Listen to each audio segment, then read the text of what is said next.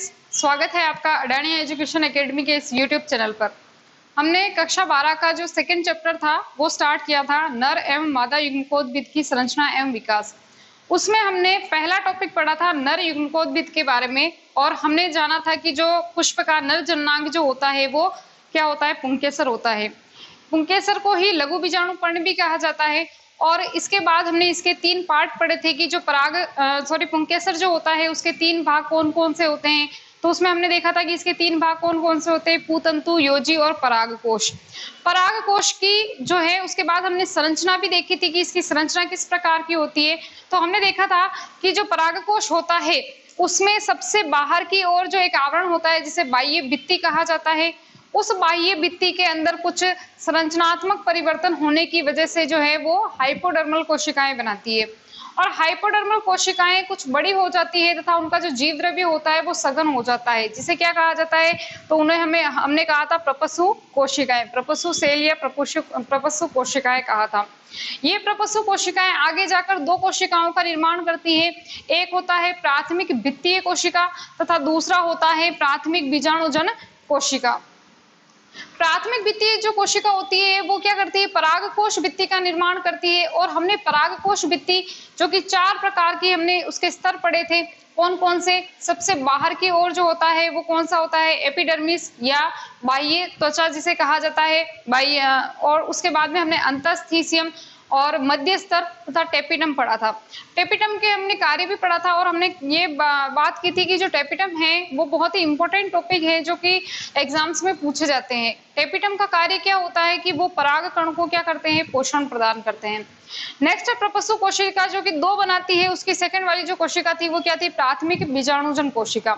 जो प्राथमिक बीजाणुजन कोशिका होती है वो किसका निर्माण करती है, लघु बीजाणु मात्र कोशिका का निर्माण करती है, जिससे अर्धसूत्री विभाजन द्वारा किसका निर्माण होता है, जिससे अर्धसूत्री विभाजन द्वारा पराग कण का निर्माण होता है। पराग कण का निर्माण होता है, ये हमने यहाँ तक हमने कल पढ़ लिया था।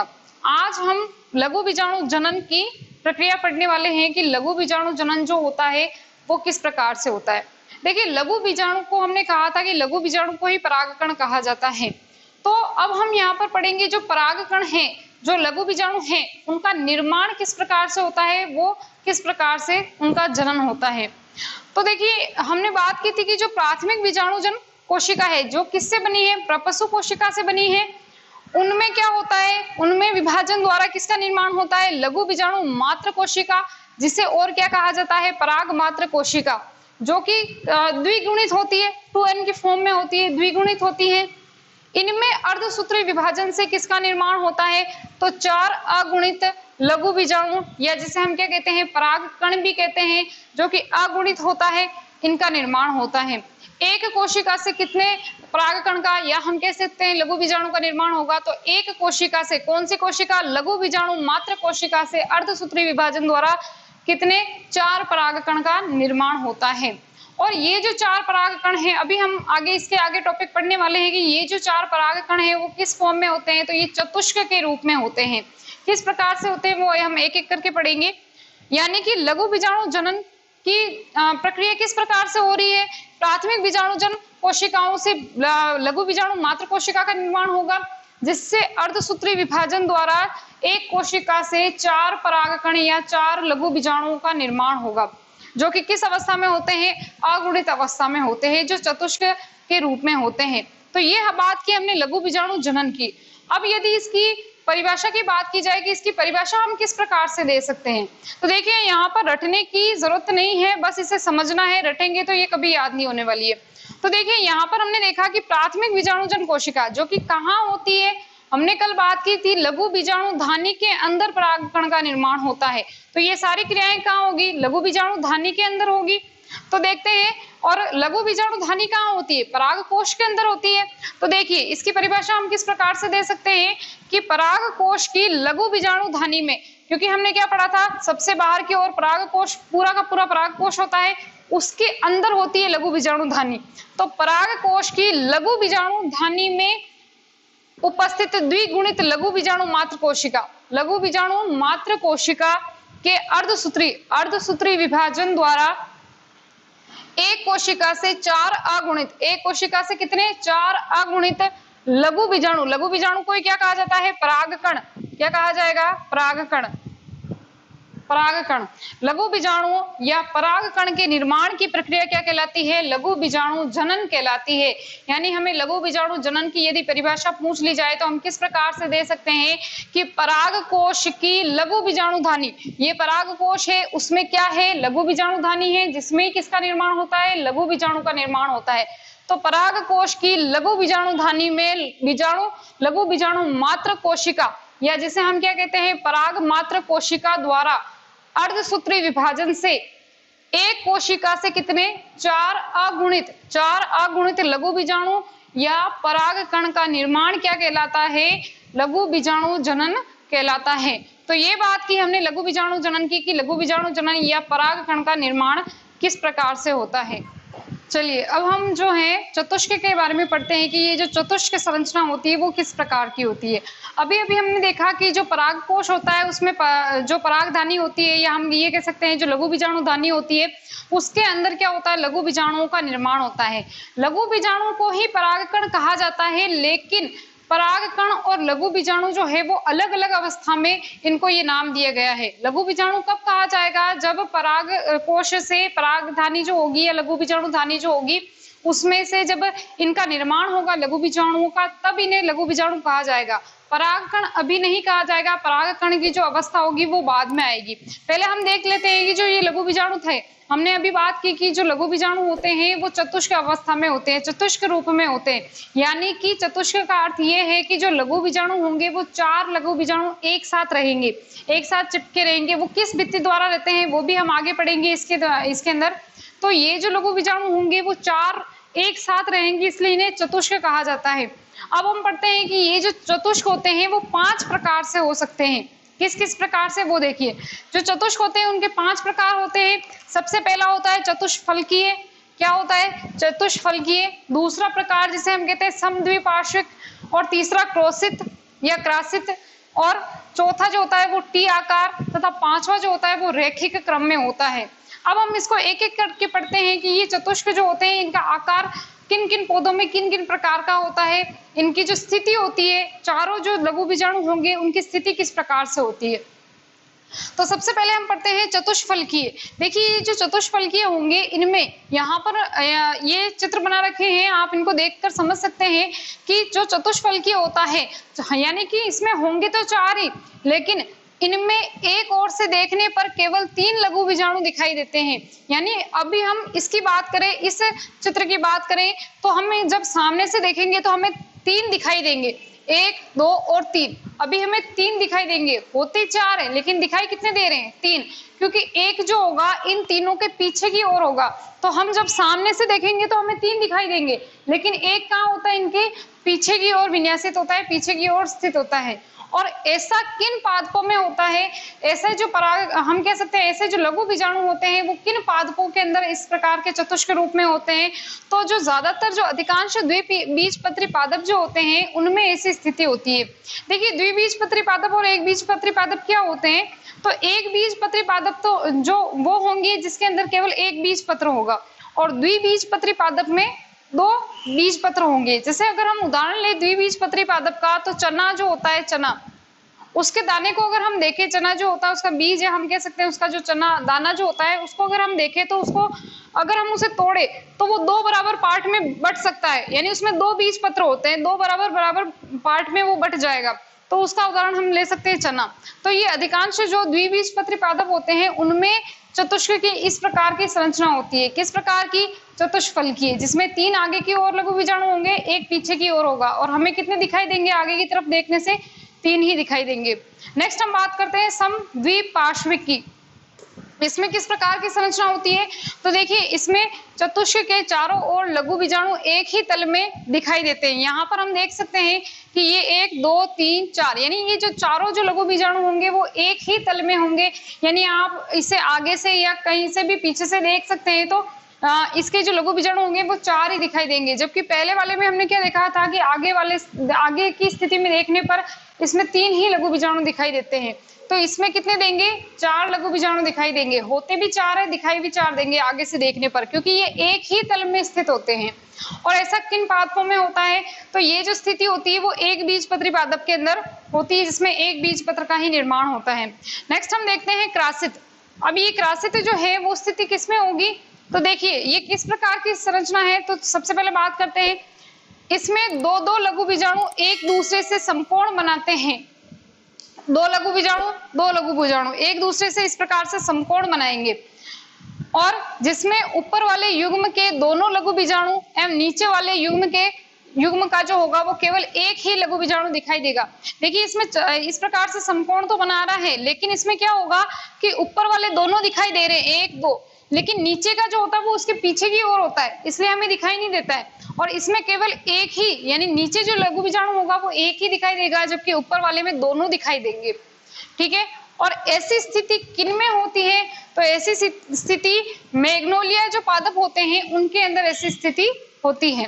नेक्स्ट हम देखते हैं टी आकार यानी टी शेप्ड। टी आकार किस प्रकार का होता है? इस प्रकार का होता है। तो इनके अंदर जो लघु बीजाणु होंगे वो इसी आकार में हमें दिखाई देंगे।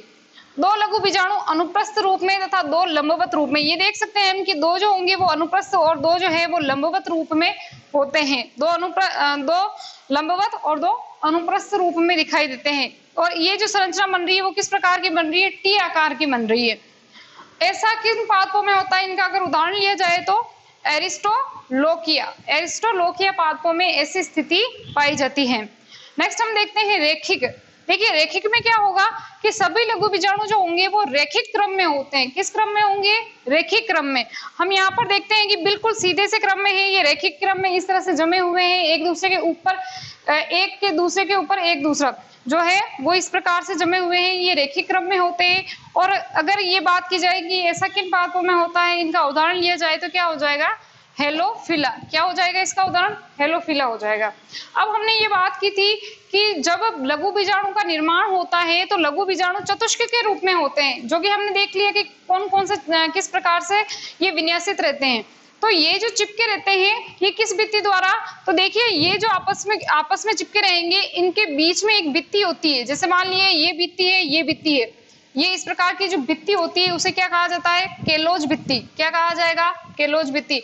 यानी कि सभी लघु बीजाणुओं के मध्य में केलोज भित्ति उपस्थित होती है। और ये केलोज भित्ति किस एंजाइम द्वारा अपघटित होती है? तो ये जो केलोज भित्ति होती है वो एक एंजाइम होता है जिसका नाम है केलेज। क्या नाम है? केलेज एंजाइम। केलेज एंजाइम क्या करेगा? इस भित्ति को तोड़ेगा, इस भित्ति का विघटन करेगा। यदि ये भित्ति टूटेगी तो ये सारे जो लघु बीजाणु होंगे वो क्या हो जाएंगे? अलग अलग हो जाएंगे। और ये किस रूप में हो जाते हैं? गोलाकार आकृति में आ जाते हैं। और अब जब ये अलग अलग हो जाएंगे, 4 है, चारों अलग अलग हो गए, तब इस स्थिति में इनको क्या कहा जाएगा? पराग कण कहा जाएगा। क्या कहा जाएगा? पराग कण। जब ये चतुष्क के रूप में रहेंगे, केलोज भित्ति द्वारा आपस में जुड़े रहेंगे, तब इनको लघु बीजाणु कहा जाएगा। तथा जब ये केलोज भित्ति जब केलेज एंजाइम द्वारा विघटित हो जाएगी और ये लघु बीजाणु अलग अलग होकर गोलाकार आकृति में आ जाएंगे, तब इन्हें क्या कहा जाएगा? तब इन्हें पराग कण कहा जाएगा। क्या कहा जाएगा? पराग कण कहा जाएगा।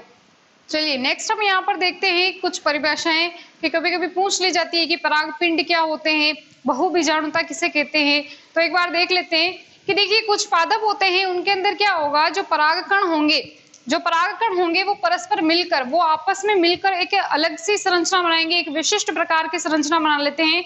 उसे हम क्या कहते हैं? परागपिंड या पोलिनियम कहते हैं। क्या कहेंगे? परागपिंड या पोलिनियम कहेंगे। ऐसा किसमें होता है? ऐसी संरचना, जो विशिष्ट संरचना किसमें बनती है परागकणों की? तो देखिए जो आँख होते हैं, आँख और कुछ आर्किड्स में इस प्रकार की परागपिंड या हम क्या कहते हैं? पोलिनियम जैसी संरचना का निर्माण होता है। अब हम यहाँ पे देखते हैं कि कुछ पादप होते हैं जैसे कि ड्रोसेरा है, टाइफा है। इसमें क्या होता है, हमने पढ़ा अभी कि चतुष्क के रूप में क्या होते हैं? लघु बीजाणु होते हैं। तो ये सारे के सारे लघु बीजाणु चतुष्क के रूप में जो परागकण होंगे वो सभी क्या होंगे? इकट्ठे होकर एक बड़ी सी परागकण की संरचना बना लेते हैं। इस प्रकार के जो कुछ पादप होते हैं जैसे ड्रोसेरा है, टाइफा में इस प्रकार की संरचना बना लेते हैं। नेक्स्ट हम देखते हैं बहुबीजाणुता। बहुबीजाणुता में क्या होगा, देखिए हमने पढ़ा कि जो एक चतुष्क होता है उसके अंदर कितने होते हैं, 4 लघु बीजाणु होते हैं। यहाँ पर क्या होगा कि यदि एक चतुष्क में 4 से अधिक लघु बीजाणु हो जाएं, यदि कोई चतुष्क है और उसमें 4 से अधिक लघु बीजाणु, यानी 4 नहीं होंगे, उसमें 5, 10, 15 जितने भी हैं उतने अगर लघु बीजाणु एक साथ होते हैं तो इसको क्या कहते हैं, इस स्थिति को क्या कहते हैं, बहुबीजाणुता कहते हैं। उसमें चतुष्क नहीं कहेंगे, चतुष्क तो इसलिए कह रहे थे क्योंकि उसमें 4 लघु बीजाणु थे, लेकिन यहाँ पर क्या होगा, 4 से अधिक कितने भी 5, 7 कितने भी जो है लघु बीजाणु आपस में एक विशिष्ट संरचना बनाते हैं, आपस में जुड़े रहते हैं। अगर उस चतुष्क में 5 से 10 लघु बीजाणु है या अधिक, इससे भी अधिक लघु बीजाणु है तो उस संरचना को क्या कहा जाएगा, बहुबीजाणुता कहा जाएगा। क्या कहा जाएगा, बहुबीजाणुता। अब हमने यहाँ तक पढ़ा कि जो लघु बीजाणु होते हैं उनका निर्माण होता है परागकोश के अंदर और परागकोश में भी लघु बीजाणु धानी में। तो अब हम देखते हैं परागकोश स्फुटन, क्योंकि परागकोश स्फुटन का अर्थ क्या है, परागकोश का टूटना। जब परागकोश टूटेगा तो उसके अंदर जो लघु बीजाणु होंगे वो कहाँ आएंगे, बाहर आएंगे। अब हम देख लेते हैं कि परागकोश स्फुटन क्या होता है। तो देखिए, परिपक्व परागकोश फटने की प्रक्रिया, परिपक्व जो परागकोश होगा जिसमें लघु बीजाणु धानियां होंगी और लघु बीजाणु धानियों में लघु बीजाणु होंगे, तो यदि ये पकने के बाद जब इसकी जो ये भित्ति होती है ये टूट जाती है, ये फट जाती है, तो यहाँ से लघु बीजाणु कहाँ आ जाएंगे, बाहर आ जाएंगे। तो इस स्थिति को क्या कहेंगे, परागकोश स्फुटन कहते हैं। अब हमने देखा कि जो परागकोश की संरचना हमने पढ़ रखी थी किस प्रकार से होती है। अब हम देखते हैं कि जो परागकोश स्फुटन जो होता है, यानी परागकोश की जो भित्ति फटती है वो कितने प्रकार से फटती है, किस किस तरह से फटती है, या परागकोश स्फुटन किस प्रकार से होता है। तो देखिए, इसकी 4 विधियां होती है। एक विधि होती है अनुप्रस्थ स्फुटन। क्या होगा, अनुप्रस्थ स्फुटन। इस विधि में क्या होगा, जो परागकोश होगा वो अनुप्रस्थ रूप से फटेगा, उसकी जो भित्ति होगी वो अनुप्रस्थ रूप से, यानी कि इस प्रकार से वो फटेगी और उसके जो अंदर परागकण होंगे वो बाहर आ जाएंगे। इसका अगर उदाहरण लिया जाए या हम ये कहें कि इस प्रकार का स्फुटन किन पादपों में होता है परागकोश का, तो उदाहरण क्या हो जाएगा, तुलसी। यानी तुलसी के पौधे के अंदर क्या होगा, जो परागकोश होगा वो किस रूप में, उसका स्फुटन किस प्रकार से होगा, तो उसका स्फुटन होगा अनुप्रस्थ स्फुटन। नेक्स्ट हम देखते हैं लंबवत स्फुटन। लंबवत का अर्थ है कि वो जो परागकोश होगा वो इस प्रकार से फटेगा और उसके अंदर जितने भी लघु बीजाणु होंगे वो बाहर वातावरण में आ जाएंगे। इसके अगर उदाहरण की बात की जाए तो क्या हो जाएंगे, कपास और धतूरा। कपास और धतूरा में किस प्रकार का परागकोश स्फुटन होता है, तो कपास और धतूरे में किस प्रकार का होगा, लंबवत स्फुटन होता है। किस प्रकार से, लंबवत, इस प्रकार से होगा और वो इस तरह से फटेगा, उसकी जो परागकोश भित्ति होगी वो लंबवत फटेगी।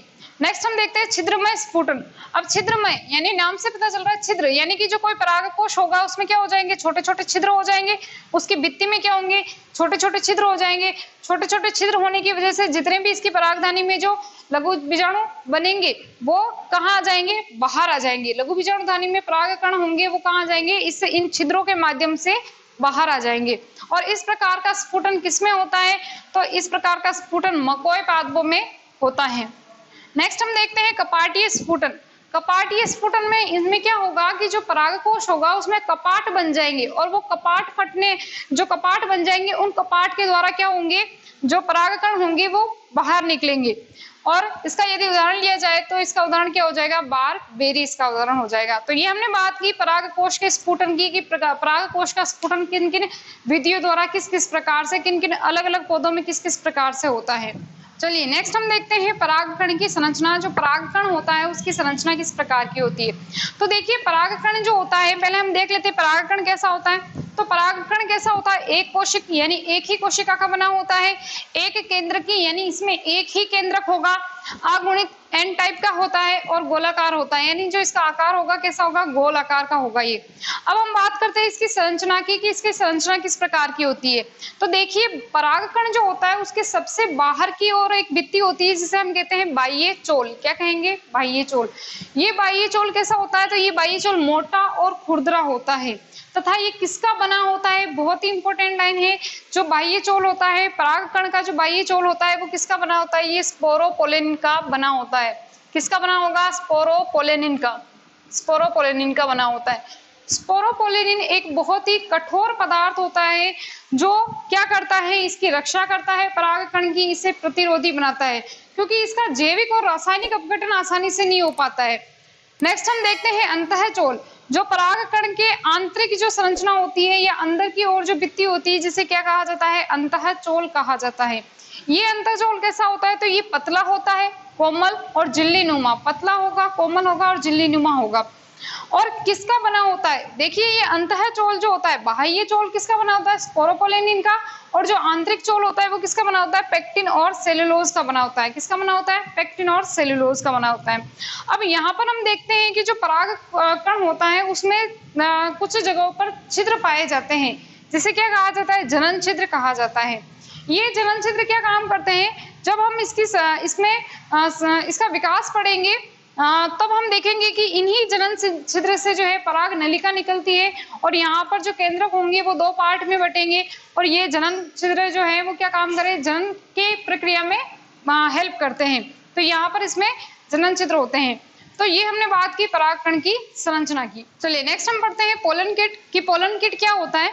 सब इससे पहले हम एक शब्द का अर्थ समझ लेते हैं कि परागण जो होता है, परागण क्या होता है। परागण हम डिटेल से पढ़ेंगे, इससे पहले हम थोड़ा सा देख लेते हैं कि जो परागण की क्रिया होती है वो क्या होती है। देखिए हमने जब पुष्प की संरचना पढ़ी थी उसमें हमने देखा था कि इसके दो पार्ट होते हैं, एक नर जननांग एक मादा जननांग। नर जननांग जो होता है वो पुंकेसर और जो मादा जननांग होता है वो स्त्रीकेसर होता है। हमने देखा था कि ये परागकोश में क्या बनते हैं, परागकण बनते हैं। तो परागण की क्रिया क्या होगी, देखिए परागकण अलग होता है, परागण क्रिया अलग होती है। तो परागण क्रिया क्या होती है कि परागकोश यानी पुंकेसर के परागकोश से जब परागकण निकलकर स्त्रीकेसर की वर्तिकाग्र, इसको हमने क्या कहा था, वर्तिकाग्र कहा था। तो यहाँ से यानी कि परागकोश से परागकण निकलकर स्त्रीकेसर की वर्तिकाग्र पर पहुंचना परागकणों का क्या कहलाता है, परागण कहलाता है। ठीक है, अब हम देखते हैं पोलन किट क्या होता है। तो ऐसे पुष्प जिनमें परागण की क्रिया कीटों के द्वारा होती है, यहाँ पर हम देखते हैं कि ये जो परागकण आएंगे वो किस माध्यम से आएंगे, तो देखिए ये किसी भी माध्यम से आ सकते हैं, हवा के माध्यम से, है ना, जल के माध्यम से या कीटों के माध्यम से। लेकिन ऐसे पुष्प जिसमें परागण की क्रिया यानी परागकोश से परागकण निकलकर जब वर्तिकाग्र पर आएंगे, लेकिन किसके माध्यम से, कीटों के माध्यम से, जब ये स्त्रीकेसर की वर्तिकाग्र पर पहुंचते हैं तो उनकी सतह, उनके परागकण की सतह पर एक तेलीय परत होती है। तो ऐसे परागकण जो कीटों के माध्यम से दूसरे वर्तिकाग्र पर पहुंचते हैं तो उसमें क्या होता है कि उनकी जो सतह होती है, परागकण की जो सतह होती है वो कैसी होती है, तेलीय परत पाई जाती है। इन परागकण की सतह पर क्या होगा, तेलीय परत पाई जाएगी और जिन्हें क्या कहा जाता है, पोलन किट कहा जाएगा। क्या कहा जाएगा, इन्हें पोलन किट। इस परागकण की सतह पर क्या पाई जाएगी, एक तेलीय परत पाई जाएगी जिसे क्या कहा जाता है, पोलन किट कहा जाता है। इस तेलीय परत के कारण ही क्या होते हैं, परागकण जो कैसे होंगे, तेलीय है तो चिपचिपे होंगे और इनमें एक विशेष प्रकार की गंध होती है, इनके अंदर विशेष प्रकार की गंध और इनके एक अंदर जो है विशेष प्रकार का एक रंग होता है, इनका एक रंग होता है, अलग से गंध होती है इनकी वाले होते हैं और इनका निर्माण टेपिटम की सेल्स द्वारा होता है। जो ये पोलन किट है इनका निर्माण कैसे होगा, तो इनका निर्माण होगा टेपिटम की कोशिकाओं के द्वारा।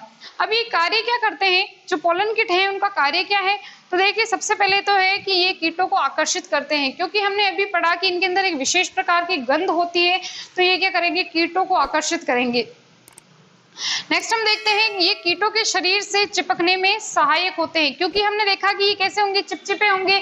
तो चिपचिपे होंगे तो क्या होंगे, जो कीट होंगे जब इनके ऊपर बैठेंगे तो इनके पांव से, ये चिपचिपे होने के कारण इनके पांव से क्या हो जाएंगे, चिपक जाएंगे। नेक्स्ट है ये पराबैंगनी किरणों से परागकणों की रक्षा करते हैं। पराबैंगनी, जो सूर्य से पराबैंगनी किरणें आएंगी उनकी ये पोलन किट क्या करेंगे, इस परागकण की रक्षा करेंगे। अब हम एक और शब्द का मतलब समझ लेते हैं। यहाँ पर हम पढ़ेंगे पराग एलर्जी क्या होती है। देखिए पराग एलर्जी क्या होती है, अभी अभी हमने पढ़ा, परागकण की संरचना पढ़ी, उसके अंदर हमने देखा कि बाहर की एक स्पोरोपोलिनिन नामक एक पदार्थ पाया जाता है, जो कि क्या होता है, बहुत ही कठोर आवरण होता है, ये अम्ल से भी अपघटित नहीं हो सकता है और ये जैविक और रासायनिक अभिक्रियाओं द्वारा भी अपघटित नहीं हो सकता है। और ये किस पे पाया जाता है, तो बाह्य चोल पर पाया जाता है। इन बाह्य चोल में क्या होता है, कुछ प्रोटीन्स पाए जाते हैं, प्रोटीन्स। और ये प्रोटीन्स कहाँ से आते हैं, ये टेपिटम की कोशिकाओं और अंतस्थिसियम की कोशिकाओं द्वारा इनमें आते हैं। तो जब कभी भी ये नमी के संपर्क में जब ये प्रोटीन्स आते हैं तो ये क्या करते हैं, एलर्जी उत्पन्न करते हैं। यदि हम अपना उदाहरण लेके हम जब मान लो कि कभी भी इनके संपर्क में आ जाए, प्रोटीन के संपर्क में आ जाए, इन प्रोटीन के संपर्क में, तो जो हमारा नमी युक्त शरीर होता है इनमें ये क्या करते हैं, खुजली उत्पन्न करते हैं, जिसे क्या कहा जाता है, पराग एलर्जी कहा जाता है। तो आज हमने ये बात की पोलन किट की। आज की क्लास यहीं तक। Thank you.